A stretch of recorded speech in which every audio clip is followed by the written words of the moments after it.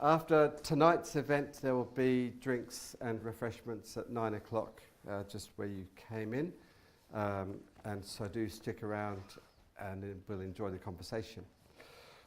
We've had fantastic talks so far. Salim ul-Haq spoke 3 weeks ago on insights from Bangladesh. Renee Karanungan, a youth perspective from the Philippines. Last week, Stephen Briggs was, from the European Space Agency was talking about Earth observation, what we can see about climate change from satellites.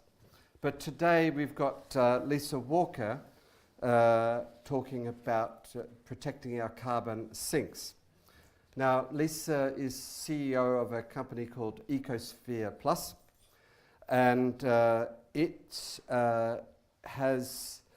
ethos is to put a value on existing forests and also to incentivize sustainable models and responsible supply chains. The idea is that the transition to a low-carbon energy system isn't enough without significant efforts to halt and reverse land-based emissions. Now, Lisa's got a background, perhaps quite surprisingly, having worked with the BG Group, British Gas, now part of Royal Dutch Shell.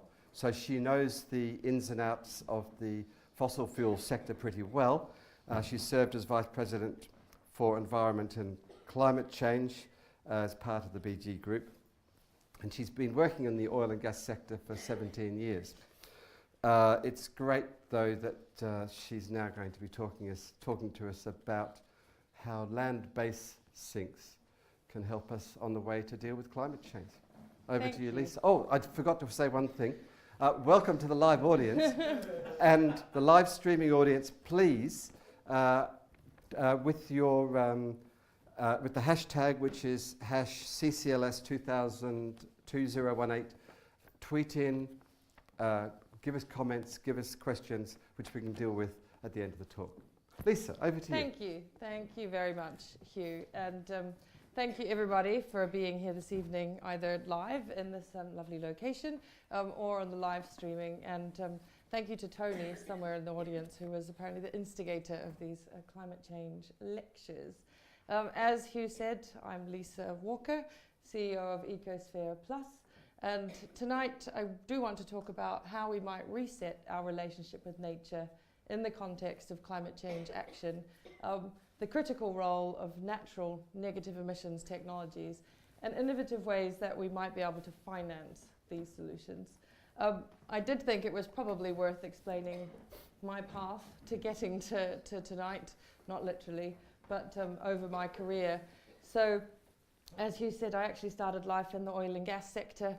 My first job was with BP in 1999, and on my first day, I was very junior, I was asked if I knew anything about greenhouse gas emissions trading, which I confess I did not. I knew nothing about it. However, I grew up over the hole in the ozone layer in my native New Zealand, so I definitely knew something about international emissions and the atmosphere. Apparently that was good enough for BP, and my first job was to help them get as many of the FTSE 100 CEOs in a room as we could manage in July 1999, so that the CEO of BP at the time, John Brown, could address his peer group. And John's a very, very good leader, and he had four points for his peers. One was climate change is real. The second one was precautionary action, as it was called back then, is a good idea. The third one was businesses should work together collaboratively with society and with government. And the last one was about flexible mechanisms. How can we have a flexible and pragmatic approach to climate change solutions? And that really set the course for my career ever since. And after 14 years at BP, where I did lots of different jobs, but all related to climate change and the energy transition, whether that was low carbon technology investments or policy and strategy, I then spent 4 years at BG Group, really focused on topics like short-lived climate pollutants, which are really important from a gas transition perspective, like methane, but also building coalitions within the sector so that we could take action. But now When BG Group became part of Shell, I had the chance to really sort of focus in on what I think is a really underappreciated part of the climate mitigation solution set. And that's why tonight I wanted to take the chance to say, well, you know, how can we reset our relationship with nature? And, you know, there's many times in our lives where we think a reset is really, really important. You know, we might want to press the reset button when our iPhone has died and we're really hoping it comes back to life. Maybe we've had an argument with someone we wish we hadn't have started. Possibly we sent a series of tweets we later regret. Maybe they were about Brexit, if you're in my household. You know, or maybe we've been really overindulgent. And being able to press reset, you know, is a fantastic relief. It gives us the opportunity to reset our horizons, learn our lessons, and, you know, hopefully we can pause. But we know that reset doesn't always work. Sometimes the iPhone is simply too broken. Sometimes the argument cut too deeply. And it is understandable in the context of climate change why a lot of people question whether or not we really can press reset. We've kind of made a monumental mess. Even if every country in the world, and it's a big if, even if they all meet their Paris Agreement targets, we are still millions and millions of tons of emissions reductions away from where we need to be.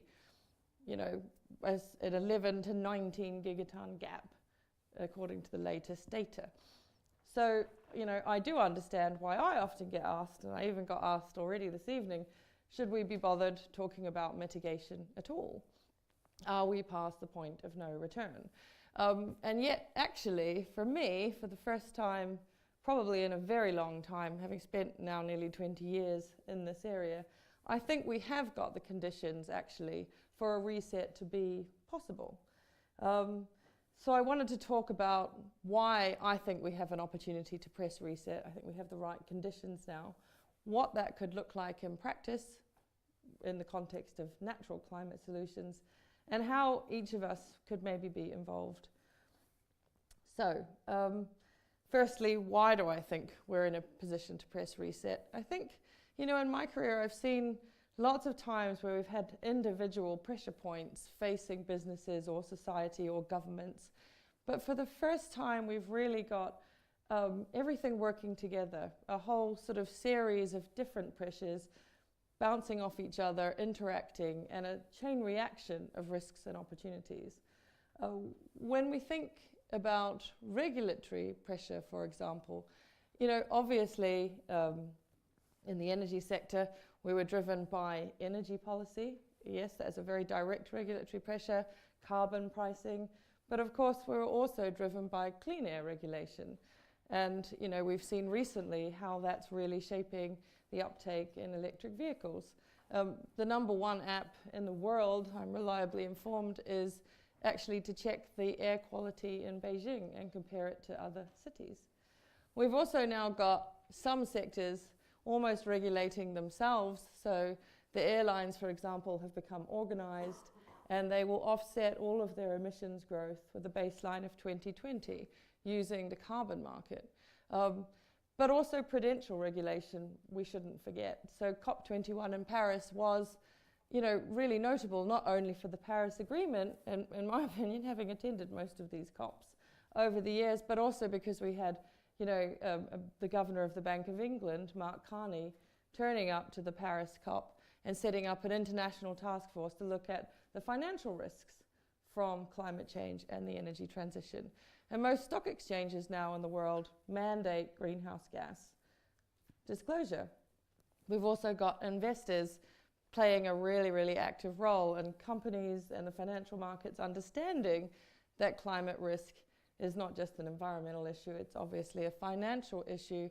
We've seen a collapse in European energy utilities and US coal stocks, and there are major risks and opportunities for companies depending on how they integrate this into their business planning processes. But the other point that I think is important is all of us, actually, consumer trends.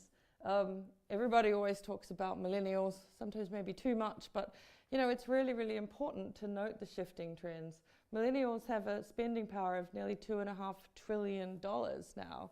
And according to this research from Nielsen, more than 70% of them would be willing to pay more for environmentally and socially responsible products and services. And from the industry I grew up in, that's not important just from a customer perspective, but also from a talent perspective, retaining and attracting the best people into industries. The other point, I think, is just how connected we all are and how much of a voice consumers can have now. The VW emissions scandal, the popularization so quickly around single-use plastics.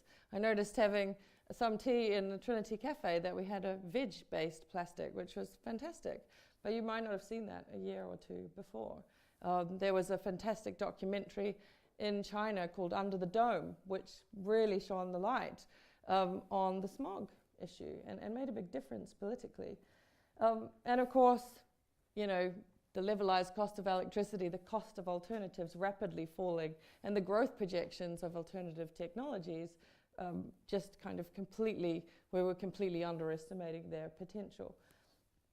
But the last part that actually really gives me hope for how we might do this is not just renewable energy technology, but new kinds of digital technology, hugely disruptive. The power of distributed ledgers like blockchain, the fact we're so connected now, we can have massive breakthroughs in energy efficiency, really changing the dynamic in terms of our relationship with energy, the way we use it, different business models, the sharing economy.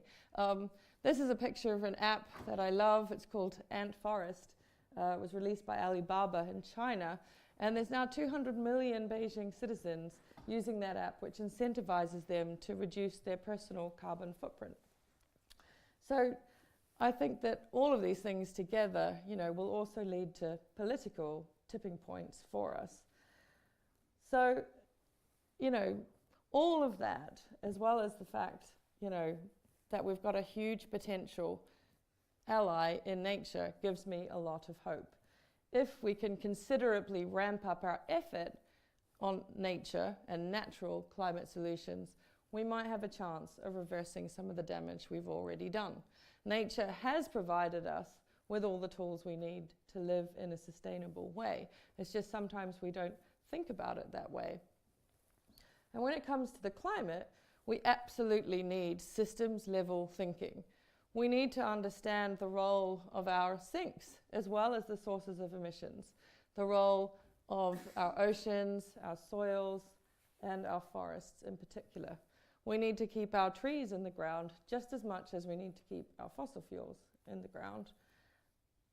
And one tool that, like I said, I think has been really hugely underestimated and underappreciated is the role of the land use sector. So there's only one sector in the world that can give us really scalable near-term emissions reductions, and that's coming from forestry and agriculture. That's the only sector in the world that can go from being a net emitter, 10 to 15% of emissions today, to a net sink in the future.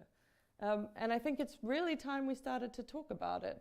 And it's also time we started to finance these emissions reductions, because we cannot possibly get to less than 2 degrees without the land use sector. A recently published study, which I would really recommend that we circulate to everybody, gave 20 natural climate solutions sort of pathways and looked for the first time in a lot more detail of what the economic and sort of ecological potential was from all sort of different things, whether it's grasslands, forests, afforestation, reforestation, wetlands, soils, etc. And the results were quite staggering. So using an economic marker of $100 a ton of carbon, you know, the carbon budget reductions will be 50% of the cost-effective mitigation by 2020. And it's still playing a really serious role in 2030, 37%. And what was compelling really for me, and why I'm so interested in this space, is that, you know, there's an even more compelling financial case. At less than $10 a tonne, there's 2 gigatons of potential through forest conservation. And, you know, in the oil and gas sector, the same, the same kind of technology to capture and store emissions would cost 10 times that if you were doing it geologically rather than biologically. And to put that into context, 2 gigatons is like removing 600 million cars from the road permanently, which is a significant proportion of the global fleet. So we can't really ignore it. But I do want to also say that never mind the carbon mitigation potential of really focusing on forest conservation, there are so many other amazing benefits. Today is International Women's Day, and a lot of the projects I'm involved in around the world truly empower local Indigenous women and provide finance for sexual health clinics that have never been available to women in countries with some of the highest birth rates in the world. There's amazing benefits for food security, water security, ecosystem services, endangered animals' habitats, land tenure rights for Indigenous communities, cultural preservation. So even forgetting all of the fantastic carbon benefits and cost effectiveness of those solutions, it's worthwhile doing anyway, and it's a crime that we're not doing more. But the financial case associated with natural capital, you know, is truly staggering. So the giant purple blob, you know, is the cost of lost ecosystem services, which is put in the range of $6 to $10 trillion per annum. Whereas the projections from the IUCN, if we, you know, the cost of conserving all terrestrial ecosystems would be $76 billion. So, you know, the scale is truly quite staggering. So, you know, if we are able to press reset and we think, okay, there's enough of an opportunity there that it's worth going after in terms of natural climate solutions, what does that reset button look like? Now, you know, from my perspective and all the work that I've done, I think that one way we can do this is to reboot the carbon market. And then we can use that to actually reset our relationship with nature. So the carbon market, and I apologize, I know it's a very busy slide. I'm not going to go into great details, but we have an emissions trading system in Europe, for example, a cap and trade system. We have thousands of installations across Europe. We cap their emissions and we permit trading between them. That's a nice example of a flexible mechanism. Those kinds of cap and trade systems are in operation in many parts of the world. California, northeastern states of the US as well, parts of Canada, South Korea, even China now has a national emissions trading system in operation. There are also lots of different flavors of carbon pricing mechanisms around the world, carbon taxes, baseline and credit systems, and many countries having them planned if they haven't yet implemented them. There's also a voluntary carbon market, which, you know, we don't talk about very much. But it's quite important in the context of rebooting things. There are some companies, some individuals as well today who actually invest voluntarily into emissions reduction projects over and above what they're compelled to do through regulation. They might have set a corporate greenhouse gas target and they need a flexible way to reduce their emissions. They might be concerned with their supply chain. Or, you know, more and more companies are looking to launch carbon neutral products and services. Everyone from BP with the Target Neutral program to many different airlines selling carbon neutral flights to companies like Microsoft who have quite innovative structures for internal carbon pricing and purchasing of emissions reductions. But for me, you know, given the fact that there's a carbon consequence to everything that you and I do, every financial transaction that we make, surely the carbon market should already be the biggest market we have in the world. But it's not. So why is that? And I think it's for a few reasons. One is the fact that regulation typically only covers about 40% of the emissions. And so it's missing a huge range of the causes of emissions and as well as missing a lot of the opportunities. There's not a lot of trust actually between buyers and sellers, so it's not a very effective market. I've been in the market for a long time, and people often repeat due diligence, 3 or 4 times on the same ton of carbon, which doesn't make very much sense.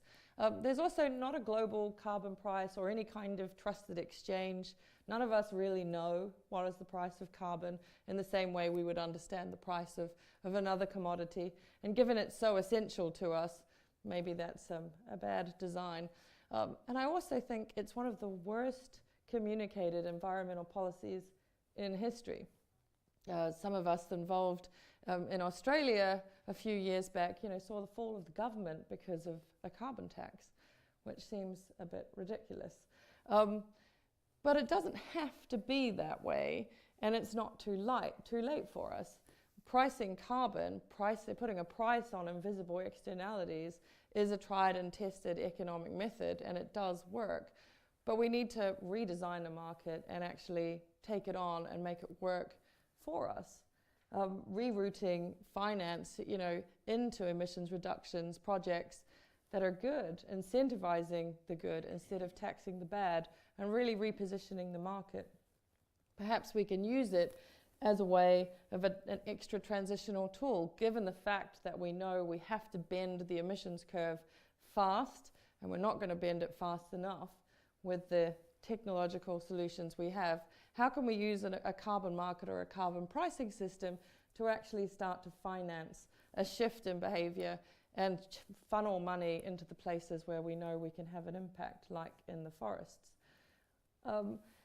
I think that we are starting to see some evidence that this is maybe happening, but perhaps not fast enough.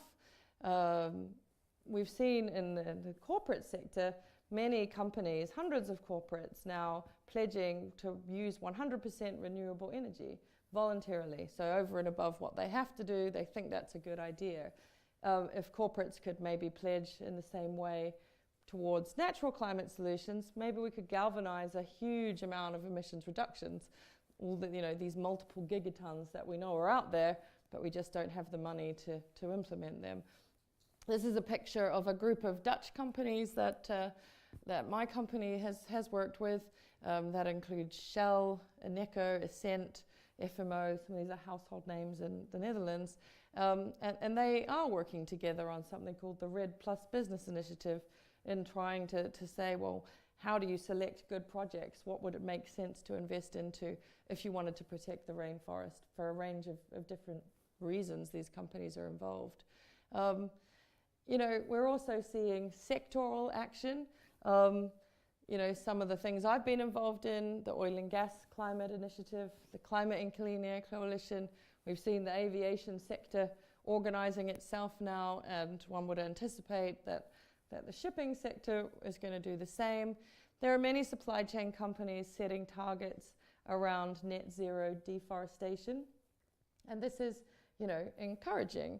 And maybe this is a sign that these companies are shifting towards more environmentally and socially responsible products and services in response to shifting consumer trends.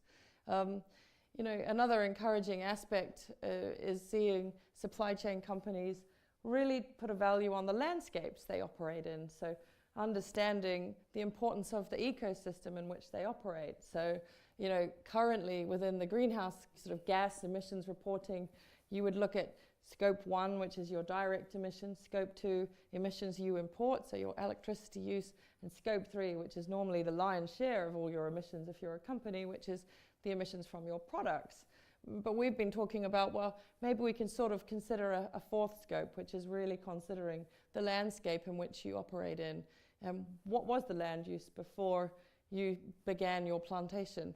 Was that forest previously? And should we somehow account for that land use change? Is that a way of stimulating some more action in this area? So I think, on the whole, this is all encouraging progress from companies, good stuff. But I don't really feel like it's affecting any of our daily lives. I'm not sure it really affects my daily life, except for it's the job I do and sort of my passion and obsession. But out there on the street, I'm not really feeling like it's getting to me. So, you know, what does this all mean for each of us? And how could we change things so that it was meaningful for all of us, actually? And one thing that, you know, I realized that sort of dawned on me about 18 months ago when we started Ecosphere Plus was that actually trading the carbon market in tons was probably a really stupid idea, even though that's what we've always done it in. Why? Because, you know, it takes me almost a month to use a ton of carbon, unless I took a flight, in which case maybe a transatlantic flight, I would use nearly 2 tons in a month. So it's not really very meaningful to me. And if we're going to get everybody involved in climate change, we probably need a metric that is easier to understand. So we know how to count calories now. I mean, they're kind of invisible, but we understand how to do it. So how do we do that with carbon so that it is just as easy for everybody? And if we could bring the carbon market to individuals, you know, through tiny little carbon prices that were embedded in the products and services we use every day, could that make a big enough of a difference? Could we create a positive sort of virtuous cycle where we're taking lots of little micro transactions and investing those into great projects? So bear with me, I ran some numbers which I think are compelling. So, you know, we commonly hear the statistic that 50 football pitches a minute of rainforest have been destroyed since the year 2000.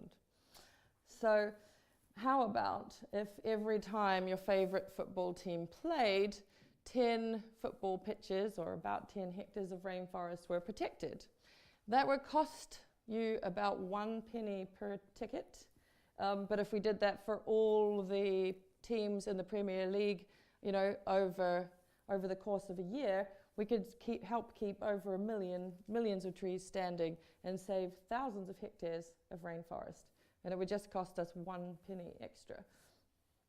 And imagine if every time we went shopping online from a major online retailer, you know, those shipments, just the shipments were carbon neutral. It would cost less than 1 penny per shipment, but we could avoid thousands of tons of carbon, and we could protect thousands of hectares of the Amazon. Maybe that would be a good thing, and maybe these tiny little prices could also help to incentivize less packaging and more efficient delivery systems over time. And this is a good one. Globally, we drink 2 billion cups of coffee every day. And if they were all carbon neutral, it would cost us less than half a penny per cup, but we could avoid over 83 million tons of carbon emissions. We could protect over 7 billion trees if we funneled all those little half a pennies into natural climate solutions. So, you know, that would be the same as the energy footprint for 9 million homes over the course of a year.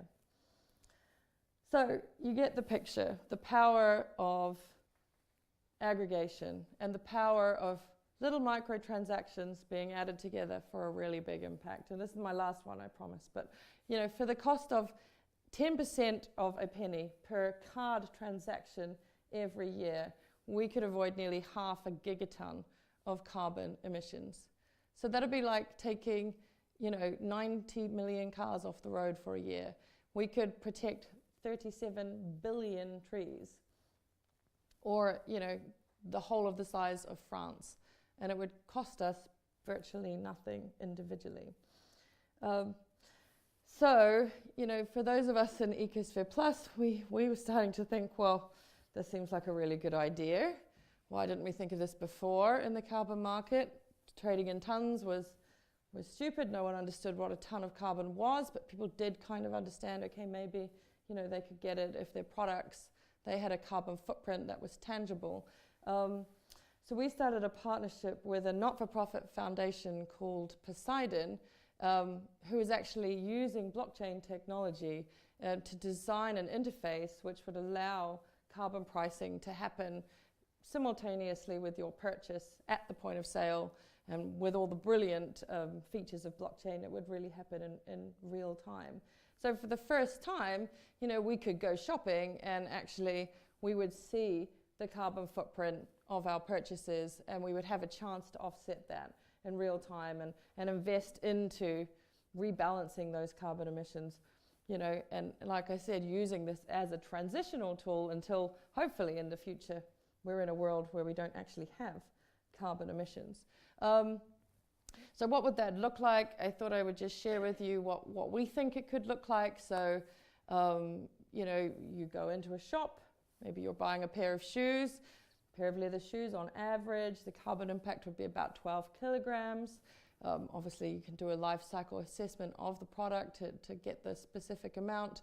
That would cost about 12 pence, around about, maybe less, to offset. So the technology that Poseidon's built, you swipe your card and your bill is now £100 and 12 pence, and you have an app, and thanks to blockchain, it being so quick, it pops up instantly while you're still at the till and shows you what your carbon impact was. So it should be just as easy as your bank balance.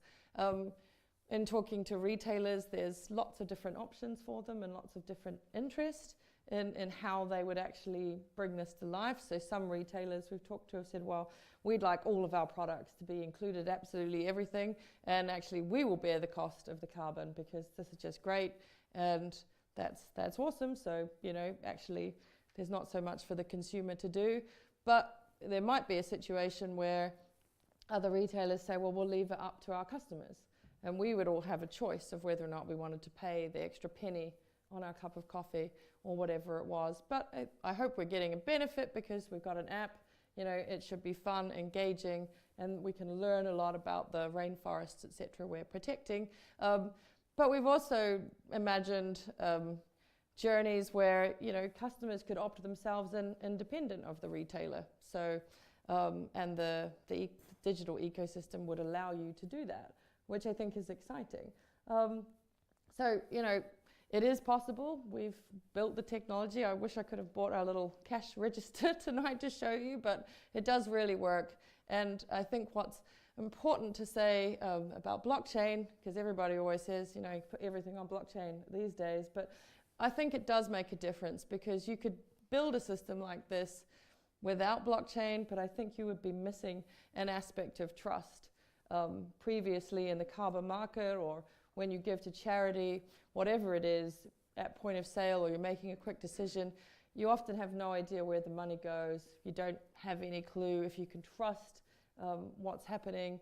And I think that blockchain obviously gives us a really transparent and immutable record, which was never possible before. Blockchain also has other benefits for the carbon market and overcoming some of the issues that I talked about before. So currently, when it comes to a carbon credit project, all the different stages of the carbon credit life cycle happen sort of in isolation, and they're quite clunky. Blockchain enables all of that to be integrated and for there to be an end-to-end solution from when a project is initiated and financed all the way through to when the carbon credit is actually sold and then importantly retired. So for sure, again, back to trust, that there is absolutely no sort of double counting of that same ton of carbon. I did also want to touch on the impact and the energy footprint of blockchain, because some of you might be quite concerned about Bitcoin's energy impact. I know I am. I learned from the founder of the Poseidon Foundation that it's 634 kilowatt hours per Bitcoin transaction. So obviously if you were using Bitcoin for a carbon platform, that's probably not a good idea. 634 kilowatt hours is the same as driving a mid-sized car 1,200 kilometers per transaction. But then I also learned that even paying over Visa, it would be like driving that same car a few meters. But there are some environmentally friendly blockchains. This one on the table called Stellar is incredibly environmentally friendly. It uses a different way of processing transactions to Ethereum and to Bitcoin. And it would be like driving that same car just a few centimeters. So there is an option to do that. But the other thing that's so exciting about blockchain, like I said, is just the processing speed. So the fact you can get microtransactions and you can get them to destinations really, really quickly and be confident that the money that you're spending is really getting to the place where it will make a difference. So I really hope that, we can get enough consumers, citizens, and businesses to think about this in a new way and come up with a new way, a new business as usual, a new way of actually using the carbon market that's not waiting for governments to do it for us. But obviously, if we do manage to do this, what does this all mean on the ground? How can we be confident that the money that we're spending is actually doing some good? Where does the money we're now creating, all these billions from the carbon credit market, where does it go? So I wanted to talk you through a project that I'm involved in Peru. Like I said, Ecosphere Plus is part of an impact investment fund, so they invest in lots of different kinds of projects around the world. This one's called the Tampapata project, and it's located, as you might be able to see on the map, in a region of Peru called Mar de Dios. So this is our model for climate finance. So we use two streams to make sure that we're having a real impact on the ground. We're an impact investment fund. So obviously impact is just as important as getting a financial return. So what we do is invest in the conservation. So this is the carbon credit, the carbon market part of it. So we're protecting the trees. In the case of Tampapata, it's a very important biodiversity reserve, which is highly threatened from a range of different agricultural, migrational agriculture, as well as illegal mining and logging, etc. But what we also do is invest into agroforestry systems. We create productive buffer zones around the protected areas. And we do that because you then obviously give alternative livelihoods, sustainable livelihoods to the local communities. But more importantly, you create a long-term reason to protect the forest and alleviate some of the drivers of deforestation. Like I said, we're an impact fund, so we're not just interested in the carbon aspects of it, but this kind of shows you the different things that are possible when you put a price on the carbon emissions. So, because of that, we can create a cooperative for farmers. We can make sure we're protecting high conservation value species. There are 30 of which live within the park, with their habitat being destroyed. We make sure that we're, investing into the agroforestry systems that give the communities a long-term livelihood. And we invest into a lot of environmental education as well, working with an NGO on the ground called ADARE, who manages the project. You can verify the impacts of these kinds of projects through two different standards, independent standards, so you can have confidence in what you're doing. But we also have our own impact report where we set quantitative KPIs around a range of different environmental, social, and economic metrics, and then we publish those results every year. So I wanted to give you some milestones from Tampapata in 2017. We're very proud of what they've managed to achieve so far. So we surpassed 1 million trees last year in terms of the number of trees we planted in the buffer zone. So this is cacao trees, or cocoa we might say here, so we can make chocolate. We lent money and financed a cocoa processing facility. That's really important because without that, they wouldn't be able to reach the international market. You need to ferment and dry cacao if you're able to sell it internationally. And we got the first harvest of cocoa from the project last year. And we were able to make chocolate for the first time. And this is Aurelia. She's one of the farmers that's part of the cooperative there. More than 40% of the farmers are women, actually. And this, incidentally, this was the first time she'd ever even tasted chocolate, which was interesting. I'm not sure she actually liked it, according to my team who were there, but I really like it. It's delicious. We've actually run out because we ate all of it. But anyway, but what we did was think about, well, you know, now that the community can sell chocolate as well, how about if you added 2 pennies per bar, which isn't a very much, again, this is a tiny little amount, but you could make sure that that chocolate wasn't just kind of carbon neutral, but it was climate positive. It was actually regenerating and paying for more trees to be planted in the buffer zone so that you could get to a regenerative state within those different products. So we think that's, you know, another really exciting area that companies could think about doing, and we're doing it on a small scale now in Peru. I did want to include some animals. I couldn't help myself. You know, macaws are endangered, and clearly protecting their habitat is really important, and we can do that too through the carbon credit finance that we raise. Tambopata is home to these guys, giant river otters, who are pretty amazing, and they're massive. I did also just want to talk about one other project that we do in Peru, since we're in England, and probably we all love Paddington bears. I wanted to introduce you to Azalina. Maybe you can see her spectacles. So, you know, they're they have highly threatened territory. In a different project we work with more north in Peru called Cordelia Rizal, and we've managed to protect her home now. And I just found out last week, actually, that she has become a grandmother, which is very nice to hear.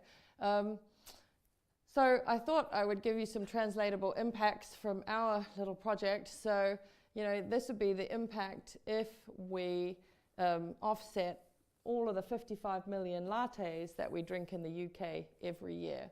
So we could have a climate impact of more than 600 million tons of carbon that we could save by investing into a project like this. You know, we could protect more than 75 million trees, which are pretty cool. That would be, you know, 188,000 football pitches, and more than 100 sort of averaged areas for jaguars to live in. But what's also really great about this is you can see how many jobs are actually created through this by the little old carbon credit coming in, and these communities actually getting a finance for the natural capital benefits that they give to us. I thought I would also just share a small video with you from the project so you can hear directly from some of the people in the region. This was before pastures for extensive cattle range. And then the farmers were deforesting more and more because the soil got degraded. What we actually are doing is we partner with that farmer. And in this case, AIDER is the aggregator that unite all the farmers around the venture, in this case a cooperative of cacao, where you would earn more for 3, 4, 5 hectares of cacao rather than 10 or 20 hectares of extensive cattle. It's a $12 million investment program protecting the reserve of Tambopata, but also activities around the protected area with the target of avoiding the deforestation of 12,000 hectares of primary rainforest by 2021 and avoiding more than 4 million tons of CO2.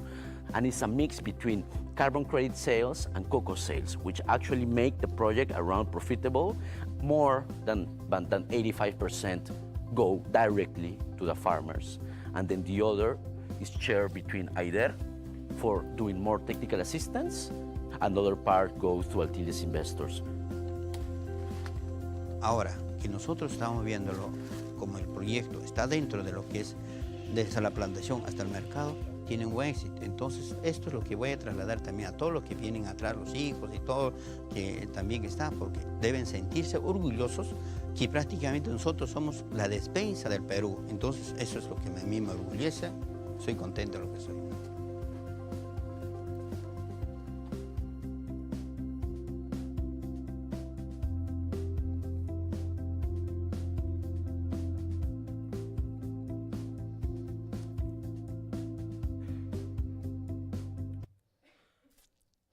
So, thank you for watching that video. And remember, the Tampa Parta project is just one project.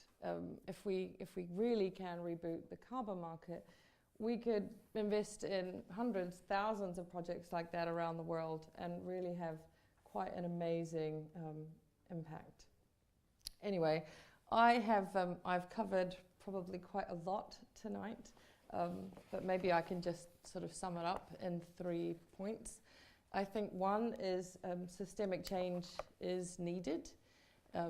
Systemic change is possible in a way that it really hasn't been before, if we can just be a little bit innovative. And systemic change is in our hands. Our choices, our personal choices, drive not only our behavior, but the behavior of the governments and the companies that serve and respond to us. So I would urge everybody here tonight to think about the different ways we could perhaps take accountability of our own carbon footprint, and different ways perhaps that we could think about how we rebalance that and invest into nature. And if we all did that sort of here in the room tonight, you know, we could probably, between us in a year, keep over 1 million trees standing, and we probably wouldn't really notice the impact on our bank balance. So thank you very much for listening to me tonight and for having me here. And I think we're now going to have some questions. Thank you.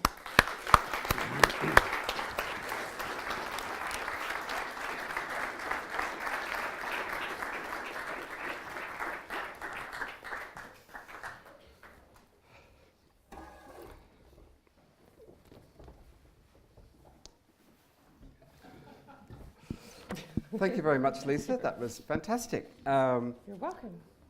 The idea of rethinking the way we do things completely, I mean, that's what we have to do. Yes. Now, you've got a lot of experience in the oil and gas industry through BP and BG Group. Are the oil and gas industry on board with this kind of thinking too? Yeah, I think so. You know, probably passed most of you by, but at the end of November, 28th of November last year, Shell, in their update to the market, actually set a target which encompassed all of their product emissions. And that's really important because often oil and gas companies, you know, people talk about their direct emissions, but that's normally around 10% of their actual carbon footprint. So Shell was pretty bold in setting a target that encompasses all 600 and something million tons of their carbon emissions, and actually said that as well as reducing their emissions, shifting to renewable energy, etc., in order to accelerate the transition and to reach that emissions reduction pathway fast enough, they will start to invest into natural climate solutions and other kinds of offsets. So I think we're getting there. I do know that there have been some pilots as well from oil and gas companies testing this kind of thing with customers. I think it's only small scale, but I'm hopeful that we're going to see it scale up and understand what the elasticity might be in the market, the willingness of all of us to pay an extra penny for something. So they'd buy into this blockchain idea? I think so. I mean, oil and gas companies have started doing other trades over blockchain. So they've done some trades, you know, that have been reported. They've traded gas and oil over blockchain. So presumably they would also be open to trading carbon over blockchain as well. So they already trust blockchain as a good way of... Wow. It would seem so. It's been reported that they're doing it, so I hope so. So we've got, this is the opportunity now until 9 o'clock for people online to tweet in questions through Facebook and Twitter, and for people in the audience to ask questions. So we have a question over here. Hello, thanks Hi. for the talk. I have, it's open, right? I have several questions. So the first one, it's around these fossil fuel industries. So if they are really concerned why they are still exploring in fossil fuels, then another question, it's more also personal opinion. I totally disagree in the way that this climate problem is approached, in the way that we are marketizing carbon emissions instead of reducing them, which is the main problem. So I think that we should first be reducing our emissions in the first place. I feel it's very unethical to emit and then pay to offset our emissions. What we should do is to preserve the forests. Yes, I totally agree with you, but as a matter of solidarity, because of all the historical emissions that we have been doing in the past. So, and I agree with you, we need to think of a system change, but not in this way. I think it's wrong to make this thing for us to pay a little bit more so that we can emit more. It's very stupid. And also a question I would like to ask, this would mean that only rich people will be able to pay for this? This will increase inequalities. I don't really like this. And then the very last question, sorry. I would like to hear from indigenous people, where these RED projects have been happening, because we have seen this video, but it's the director. I don't think he's an indigenous from that particular region. So that's it. Yeah. Sure. I mean, I think on the point for oil and gas companies, you're probably better to ask somebody that's still in the oil and gas industry. My husband is the CEO of the Carbon Tracker Initiative, so he might be able to take some questions over drinks later, because that's the sort of leading think tank on the rundown of the fossil fuel industry. I think on your point, I mean, it would be great if we could preserve the rainforests in another way. But if you look at the data, it's very stark. The rate of decrease of forest cover loss last year increased by 50%. By 50%. You know, and there is no other way at the moment. We have to, you know, it costs money to preserve the rainforest. It costs millions of dollars in investments per small project. And that finance has got to come from somewhere.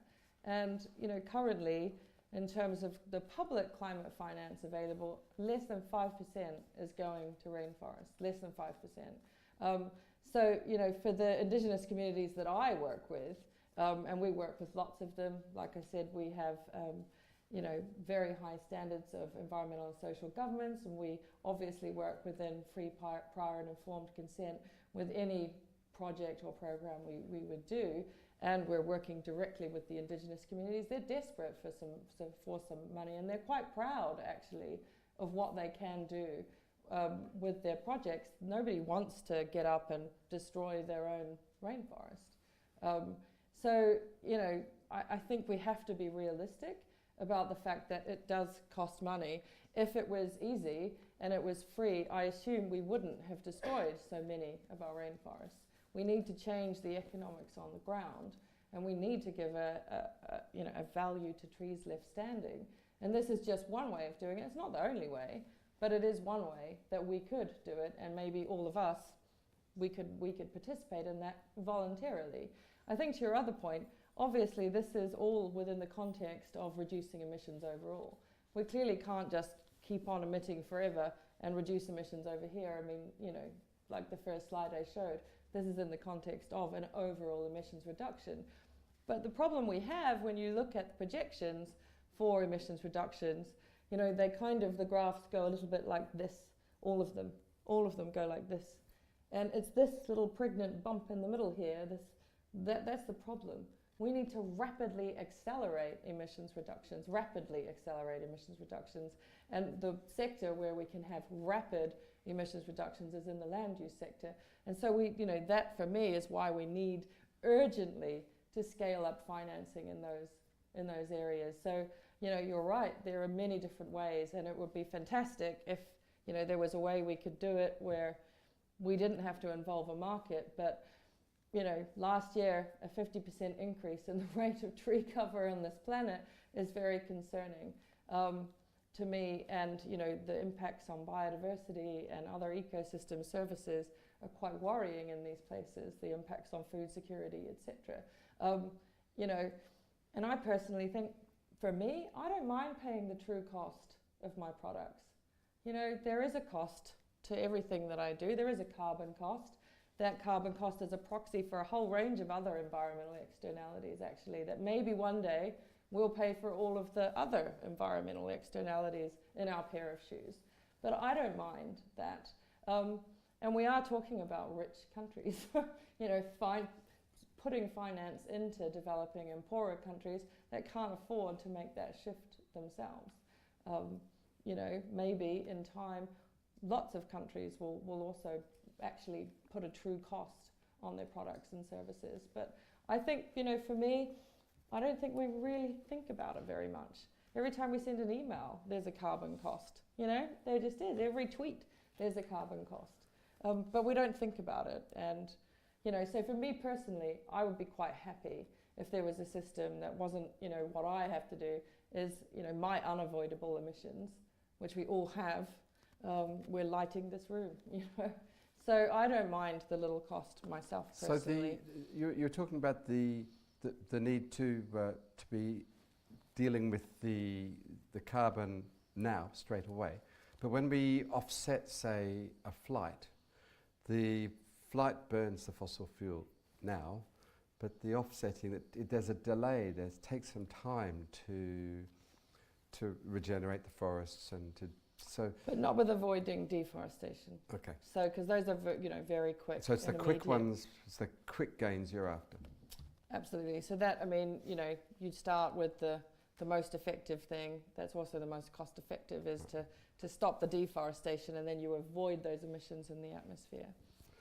So we've got a question right in the middle here. I don't know whether we can.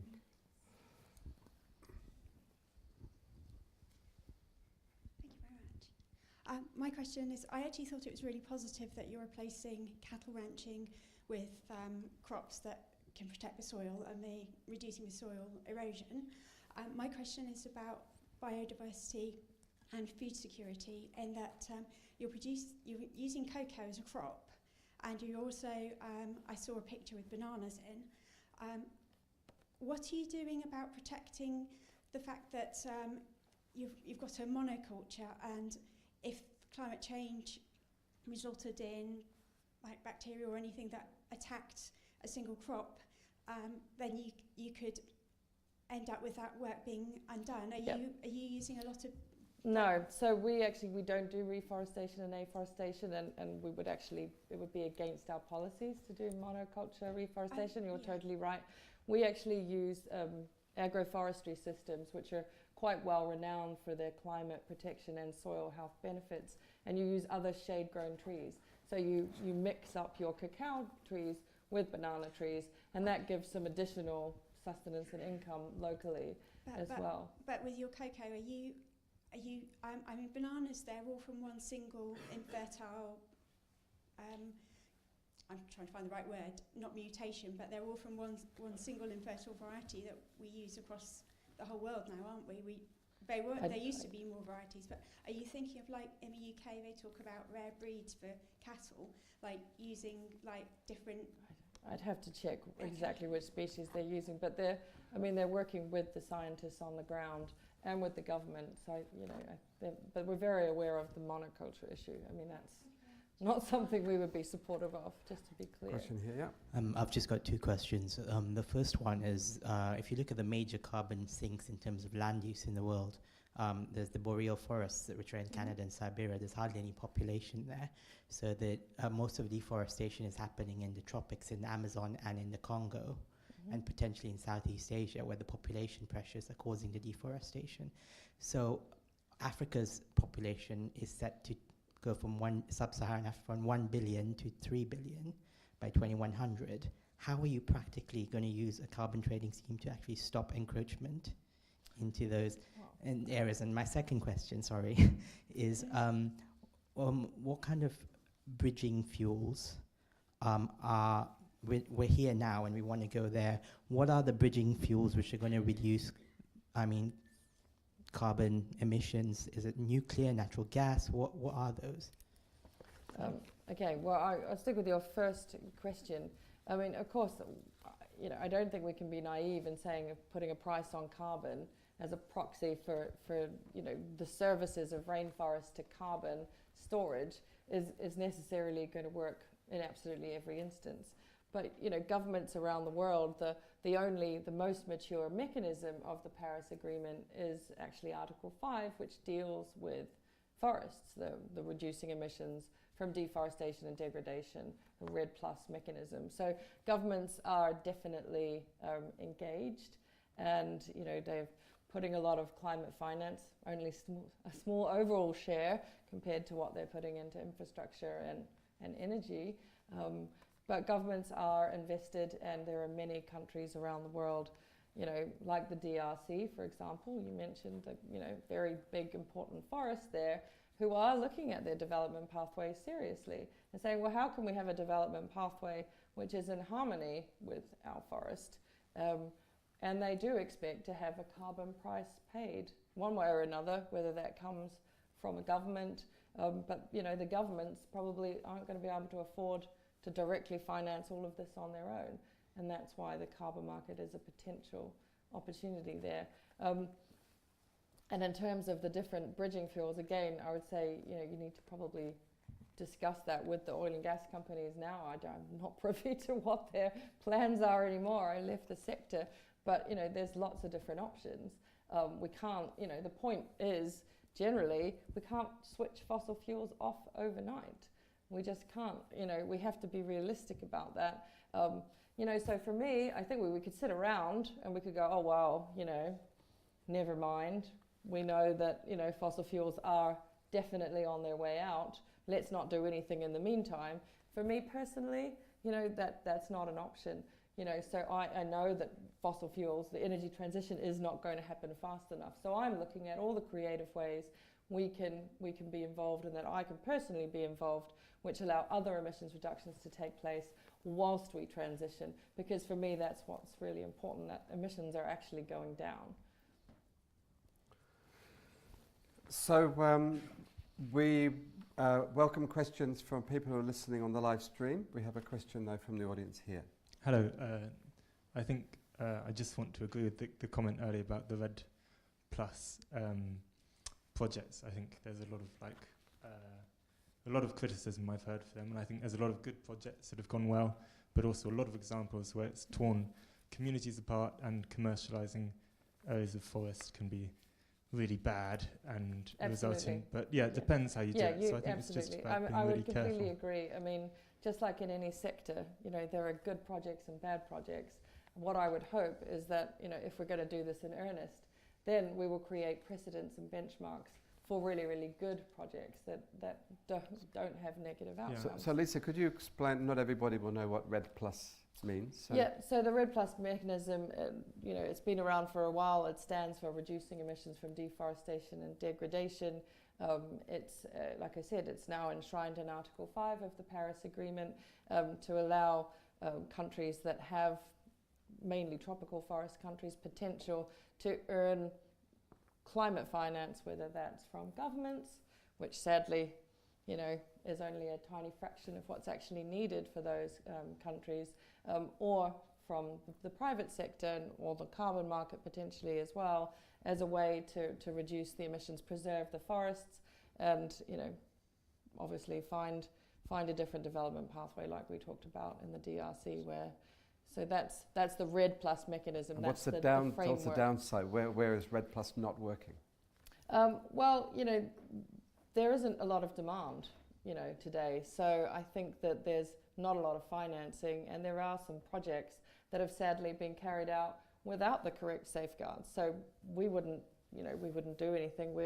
The money that we invest comes from public sources. So our investors include the European Investment Bank, other development financial institutions, which have very high ESG standards. So for us, we start, from the ground up, working with communities. We only work with very experienced NGOs on the ground. We use the system called FPIC, free, prior and informed consent for communities, which makes sure that you don't have those kind of problems with people on the ground. But of course, if people do it the wrong way, just like in any industry, you can have negative outcomes. But I don't think that that's a reason that you would say, well, you know, let's just tear down the forests. So for me, I think let's find ways that we can actually showcase what good projects look like, that we can raise standards, set benchmarks, and do this properly if we're going to do it at all. Yeah, I guess, is that on? Yeah, okay, sorry. There are a couple of examples I've heard of where protected areas of forest, previously protected by government areas of forest, have been moved to a REDD+ program where they pay whoever lives on it an amount of money, or pay the government for keeping it. And then suddenly, now that it's marketized, it can be traded, and then it's more likely to be sold. I think something like that. I'm not sure. The question I had was, if you scale up, are you confident that scaling up your business, the Ecosphere project, will the cost, the really low cost that you've mentioned, will be maintained there? Because I imagine the current system is that we pay a bit of money to protect an area of forest, and the cattle ranchers go and, you know, graze another area of forest, of which there's currently loads and loads. But when you start, you know, doing this on a massive scale, suddenly you've just got a big fight then between your carbon reduction projects, which will turn into a massive industry presumably, and the cattle ranchers who are being asked for cheap meat by us consumers. Yeah, so I mean, you've raised actually two really important points. So I didn't go into the intricacies of carbon accounting and how you set baselines and account for what you talked about, which is leakage. So, you know, what you don't want, it's a bit like the European emissions trading system we talk about here, and what we say, well, we've just shifted our emissions, maybe the factory closes down in Europe and it shifts to China, and then we ship all those emissions back to us in the form of steel or whatever, and we don't have to account for them anymore. But of course, the atmosphere is still accounting for them. So what that's called typically, you know, is leakage, and it's the same in a land use project. If you just shifted your area of activity and you didn't deforest this land and you went over here and you deforested somewhere else, then clearly you've not really had an impact. That's why it's really, really important that you have, you know, baselines that are meaningful. So, you know, typically what you described doesn't really happen. You don't just kind of draw a circle around a project, because it wouldn't really be very credible from a carbon accounting standpoint. What you do now is set a baseline that's probably at least at the jurisdictional level, but in smaller countries it might actually be set at the national level, and then you account for that leakage within that. So you're only actually rewarding real emissions reductions, not just emissions reductions that have kind of shipped stuff over. But it is a really good point, because if you didn't do that, obviously you're right, you would just incentivize the destruction of another biome. We've seen that, you know, in Brazil with the Cerrado. You know, people go, well, great, look at all the results from the Amazon biome. Look what's happening in Cerrado. It's being decimated. Why is that? Because, well, you know, we're focusing on command and control in the Amazon. So that's a really good point. But I think, you know, back to the cheap cattle point, I mean, you know, we need to be pricing correctly all the products and services we use, and we should be pricing correctly the beef, so that hopefully there's a disincentive for this cheap stuff that you know is costing us, but we're not paying the cost, which is the situation we find ourselves in at the moment. We don't even know the environmental cost of most of the things that we do. So we've got some questions coming in from the live stream. One which kind of follows on is it really realistic to expect consumers and businesses to take the lead on regulation? And I mean, I guess that's what you're saying has to happen. You know, like I said, I think smart businesses now understand that this is a financial risk and a financial opportunity. So we're already seeing it happening. We're already seeing some companies starting to respond to consumer trends, starting to respond to their own employees, or responding to their shareholders who are asking them to take the lead, actually. So, you know, I think that we have to try everything. We have such a sort of crisis in terms of the climate if we're going to maintain optimism, which is clearly hard to do, because this has been like a very negative Q&A. But if we're going to maintain optimism, we have to try everything, don't we? And which retailer is going to be the first to embed the carbon cost? I don't know. I mean, are consumers going to demand it? Are you going to the supermarkets? It's not easy to find out anything about carbon cost. And I mean, are we It's going? not today, no. So when are we going to be demanding Well, it so strongly? That We hope that actually I can't mention which retailer, but one is going to start in April in London as a pilot, and to start seeing.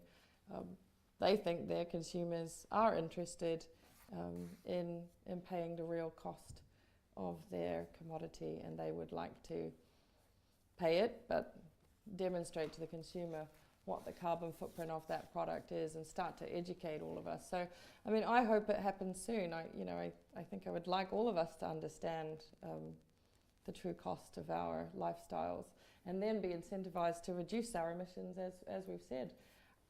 For me, I would just make the point, it's really difficult to reduce your emissions if you don't know what they are.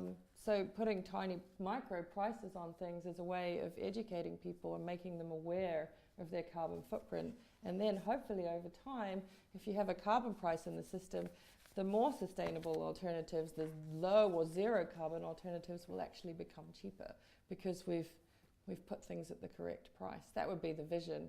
But it's going to take some time. And like I said, at the moment, nobody really knows what the carbon cost is of anything. it's interesting what you were saying about how you might measure carbon in a more user-friendly way. But it strikes me as being so difficult. For instance, I mean, if I say that somebody weighs 70 kilograms or 11 stone or 154 pounds or 1.4 hundredweight, different people are going to be, I mean, the Americans don't know what we mean by stones, and the French don't know what pounds are, and yet these are very commonly used units, yet we still can't communicate. Yep. And carbon dioxide is even harder. But I think the point there is we've made a unit that's meaningful to that community. Yeah. So to a French person, they know how much Right, they so weigh, and whatever unit is appropriate to them. We know how much we weigh in kilograms or stones, depending on maybe what our accent so it's got to be appropriate to whichever. I think it's just got to be meaningful. And at the moment, there isn't a unit. There is no transparency really about carbon. So we don't really understand. We don't know what it is, let alone have a unit that's meaningful to us. So there are more questions from the internet, but there is also a question at the back. Yes, there we are. Hello, thank you very much for your talk and all these interesting statistics about coffee cups and football fields and how many carbon dioxide emissions could be saved. I have one question regarding the number of the 600,000 tons of carbon dioxide which were saved. Currently, a coal-fired power plant emits about 600,000 tons of carbon dioxide in 15 days, and the owner of the coal-fired power plant in the UK has to buy a certificate from the European Trading Scheme, but also has to pay the climate change levy to the UK government. So would it be easier to implement a 2 cent per kilogram carbon dioxide increase to the climate change levy in the UK so that every emitter has to pay this amount? Would it be easier than to implement it in a financial scheme? What do you think about it?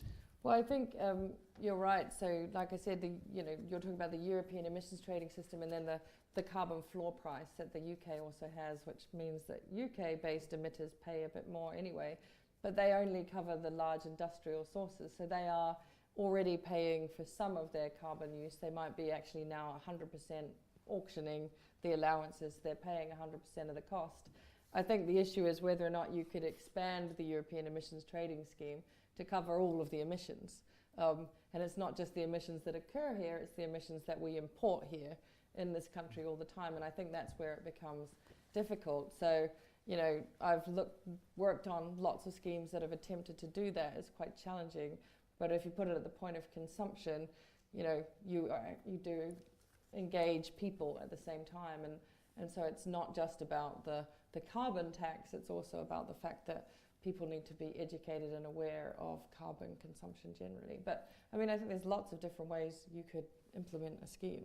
So Freya has tweeted in asking, when is this app going to be available for us all to use? Well, like I said, there's going to be a pilot which we will announce soon with a retailer in London. It's going to be launched fully with all of the technology available to everybody in June next year. But there will be pilots happening in different places, mainly in the UK, because that's where everybody's based right now, but possibly in other parts of Europe.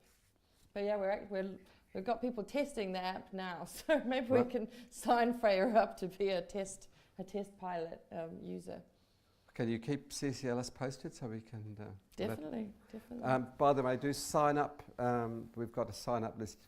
Put your email on if you want to be kept informed about what's going on. So other questions in the room here? I have a question. There's one just here. There we go. Hi. Hi, Lisa. My name is Kat. What would you say is presently the biggest blocker and the biggest opportunity for your initiatives? That's a good question. I think at the moment, the biggest blocker is the fact that we're not all sort of pointing in the same direction. It would be great if we could just agree some really simple metrics between all of us, and we say, well, look, these are the 5 things that are really important to do, and we disagree maybe about the sort of minutiae of the way in which we could do them, but we agree that these are the 5 things, and then we all can kind of pull together and just start getting on with things. And I think in terms of what's exciting, is the fact that we are now connected in a way we just never were before. So, I was involved in a similar project to this, more than 10 years ago now.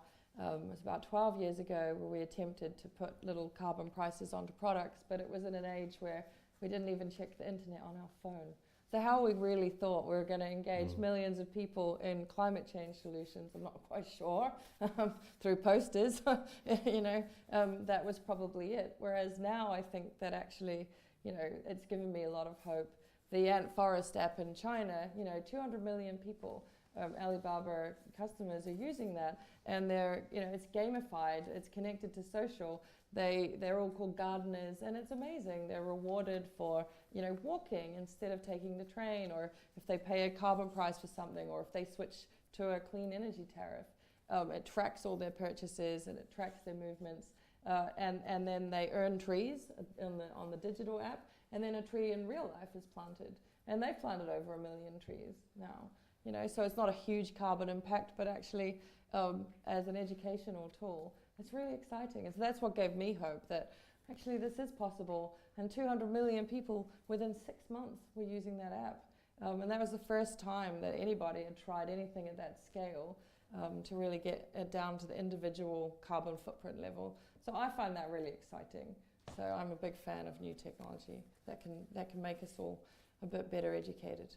So one of the tweets that came in is saying, well, you're at the COP23. Yes.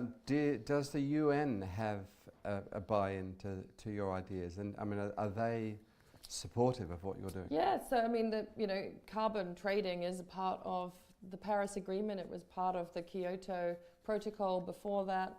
We saw this happen with the Clean Development Mechanism before, and joint implementation. Again, we had some bad projects, but some really, really good projects that were invested in because of the carbon credit market. Those jurisdictions now, over time, China, instead of being a carbon credit supplier, it's now transitioned to actually having its own national emissions trading system and allowance quota, which is a good thing. But no, all international carbon trading, and also importantly, voluntary carbon market mechanisms are all part of the Paris Agreement. The Paris Agreement, back to this question of can businesses really lead, it invites a lot of voluntary action because, at the moment, the targets aren't enough to get us to less than 2 degrees. So we're going to need to fill that gap. And the private sector is probably really important, as are all of we.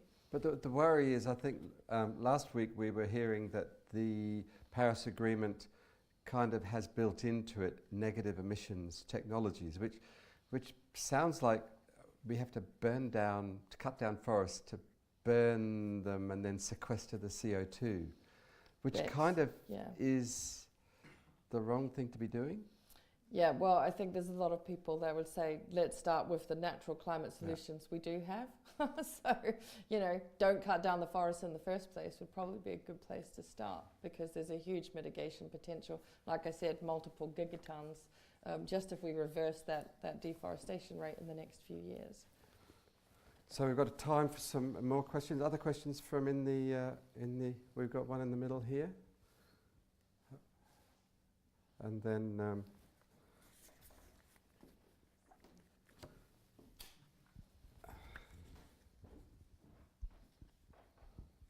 well, there's a question from the Lees School in Cambridge.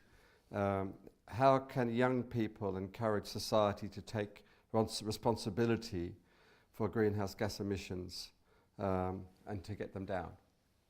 Well, I think just you know, being engaged, however you think that's important. So when I worked in an oil and gas company, you know, it was important that people were marching on the streets at the climate change conferences, that I could show that actually hundreds of thousands of people, I was one of them, you know, was marching on the streets of New York before a big climate summit. That's really, really important.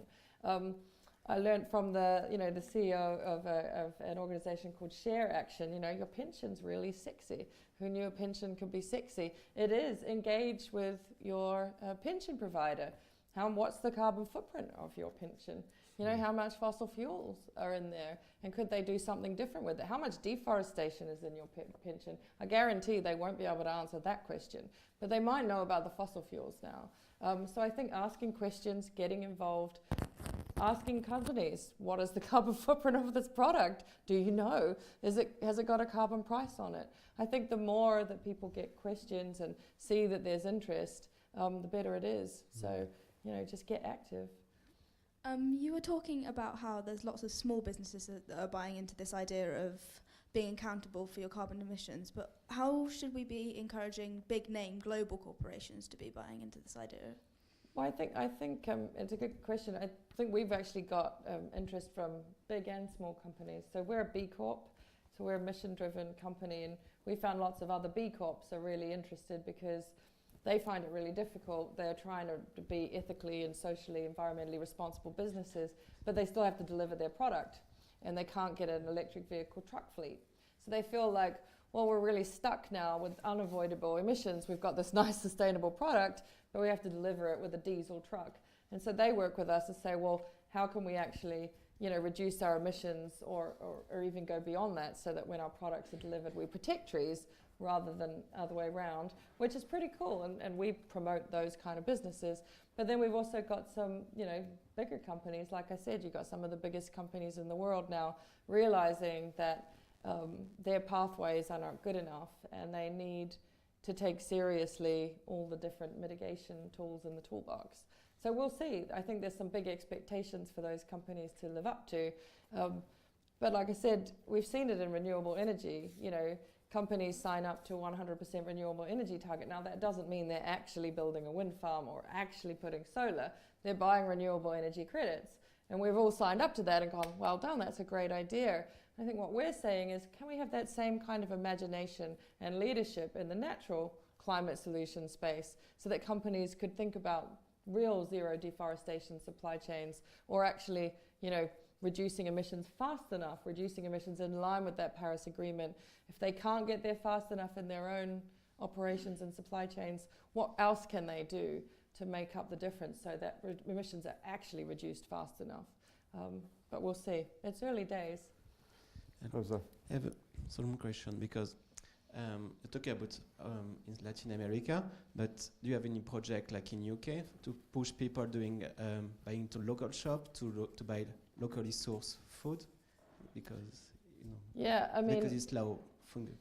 Well, what I would hope is that, you know, this kind of mechanism, I mean, we're investing into tropical countries mainly, so, or, you know, places with high deforestation rates, so quite specifically.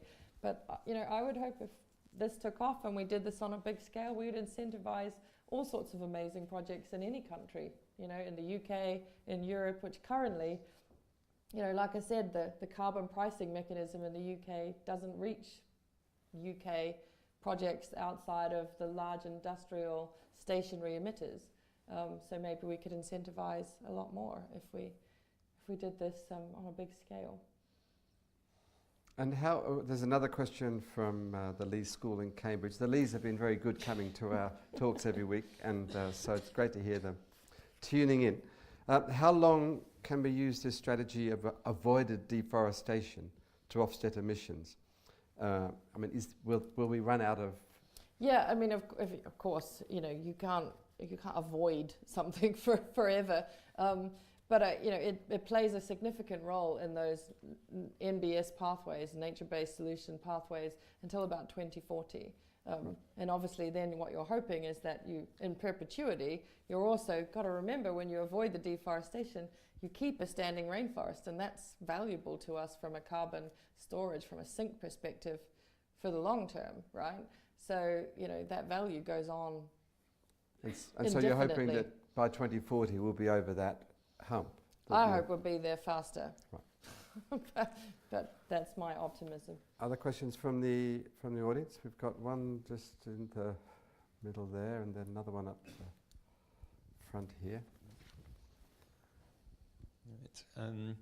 I think it's really good that you're encouraging people to contribute towards offsetting their emissions. But how will you also encourage people to consume less in the first place? So if people think, oh, when they buy a new pair of shoes, oh, it doesn't matter, I've paid a few extra pence to offset the emissions, how will you encourage people, say, not to buy those shoes in the first place? Yeah, it's a really good point, and it's one that you know, we grapple with all the time, because obviously what we would like is less consumption and different consumption pathways. But I think what we've learned about ways of actually engaging people is telling people that they just got to stop flying, stop buying shoes, stop doing this, is actually probably really, really difficult. If we can start to educate people by making the environmental externalities real in some way, then hopefully what will follow is actually, you know, you will get a shift in consumption patterns. And if you've made those carbon emitting products, you know, you've priced them correctly, they'll be more expensive than the ones that don't have any carbon emissions, because the carbon price on a zero carbon product would be zero, and so it would be cheaper. And, you know, that's a way of making an incentive for the more sustainable. But you're right, I mean, you know, this isn't something that can happen in isolation, but it's just a tool, a way to make this real for people. And the counterfactual at the moment, unfortunately, is that we're just buying all the stuff anyway, and we're not accounting for any of it. So I think it's a step, but it's absolutely not the final destination, definitely not. So we've got time for a couple of, there was a question, oh, we've got one down over there, yes. Hi, first thank you very much for a very great talk. This might be a bit extreme way of saying it, but I feel like all these solutions and this knowledge is available to people that actively try to use them, and it's like the world is divided into two, like all those governments and companies and just consumers that are aware and are happy to try and stop climate change, and the rest of the people that really just don't see it at all. And it always shocks me, even in Cambridge, the amount of people that don't really care about climate change. They, like, some even say it's not real, and it's Cambridge University. So how can the second half of the world be persuaded to invest in all these amazing solutions that are available and they just make sense? Well, I think, you know, I mean, it's a very good point. I mean, what we hope is that if you did this, and if you're in a situation like that with a retailer that opted its products in and actually had a proper price for the externalities, like I said, you could start with carbon, but we could end up actually properly accounting for all of the environmental impacts we have. Is there some people, just by a process of osmosis, they might not realize that they're actually paying for their carbon emissions, but maybe that doesn't really matter. Also, we think that putting it at point of sale in places, and we're working with retailers so that, you know, it's not just an app and it's on a receipt and you can download it if you're one of the people in your first half grouping, and if you're the second half grouping, you never know what's going on.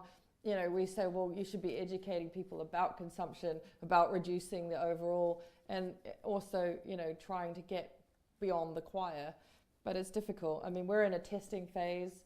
we'll be piloting it for the first time beyond our kind of group of a few people. So we know the technology works, but how do people respond to it? What are the different messages that work? What do people want to know? We're also trying to educate people about the different rainforests that they're investing in. And maybe there are different ways we can get to people's imagination. Maybe they don't care about carbon, but maybe they care about women's empowerment or job creation or chocolate. I don't know. So we're going to try. But yeah, it's a good point. We're never going to reach everyone, I'm sure, unfortunately.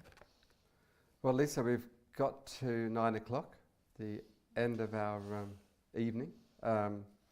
There's been all sorts of questions coming in about the inner workings of blockchain and how it's going to, how it will function and the value of the tokens and all sorts of. We can carry on that conversation here. Thanks very much to the live stream audience for tuning in. Next week, same time, 7:30 UK time, the Cambridge Science Festival will be hosting a panel discussion, and Lisa, you'll be back on that panel.